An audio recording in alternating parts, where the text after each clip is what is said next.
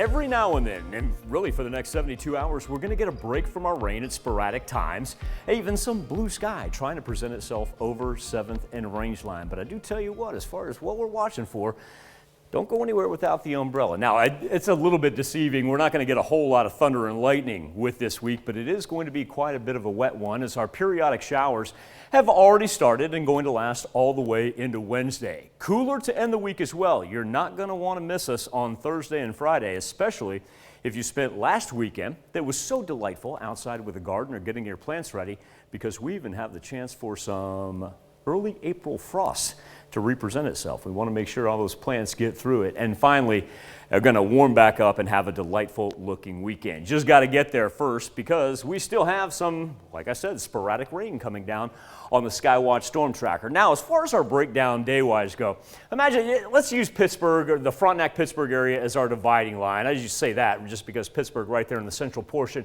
of the map, and you can stretch it as far as southeast Kansas and southwest Missouri as you'd like. Monday and Tuesday, the majority of the precipitation going to stay south of that line, and then as we work into Tuesday and Wednesday, we'll see more of it to the northern portion of that line. Fact of the matter is, we'll all end up with about anywhere from, say 1.25 to 1.5 inches of rain by the time we wrap things up on Wednesday evening. 58 degrees over 7th and Rangeline in Joplin. Our temperatures really haven't budged since we got about, say about 6, 7 o'clock this morning. We've been very, very stagnant, but very mild for this time of year as well, instead of slipping down into the 40s. Majority of the rain right now, dominating portions of northeast Oklahoma, just to the south of our highlighted counties, seeing some heavy rain as well as this moves off to the east.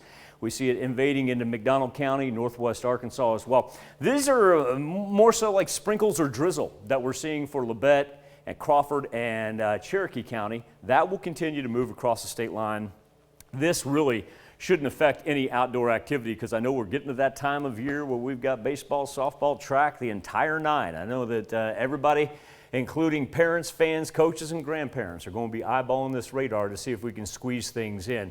So really, it's going to be down to the south here where we'll probably see the majority of those fields taking in the most water for today. As far as what we have, go back about 24 hours ago when you see these little slices of green, that's going to be in excess of 1 inch. Everybody else standing at about 1/10 to 1/4. But this right here in particular, that northern portion of Vernon County that's already above 1 inch. Remember, that's the Little Osage and the Marmonton rivers.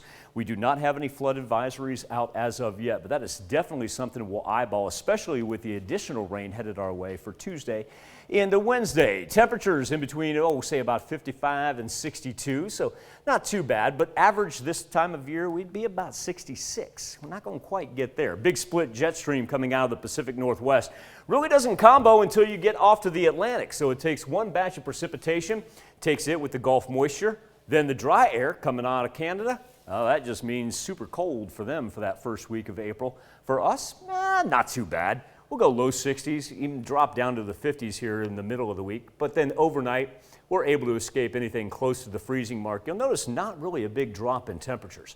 Tuesday night, that's going to be the big factor because sporadically it hits from Monday through Tuesday. And then Tuesday evening, watch this line begin to develop. Top left-hand portion of your screen. That's some good old-fashioned April thunderstorm activity that's going to roll in. That instability on the backside of it. Cooler temperatures up here. I mean, look at that, 75, 80, 70. I mean, Tuesday's temperatures are going to be great. But once that combos and that instability kicks in, it's going to take us from Tuesday night into Wednesday morning with thunderstorm activity. That's why we set that dividing line right there and said for the latter half of the week, it'll be up to the north. Clear out on Wednesday, cold front follows. 50s on Thursday and Friday. That's why we talked about the frost. But Tanya, look at this weekend. 61 on Saturday, 74 on Sunday. I can't complain about that. That's perfect. Hey, I'm telling you, this weekend is almost a mimic of what we just came off of this Saturday and Sunday, and those were two tremendous days. Yeah, no complaints there. Gonna enjoy it. We can handle a little rain. Wish the kids could get some actual practices in, though. Remember, the big thing is we're spread. Yeah, I know. It's that perfect makes it timing tough. As far as if we could just get it done in one day and try to dry out the fields and whatnot. But at least we're spreading it out over 72 hours instead of just like dropping it all in one day. All right, thanks, Michael.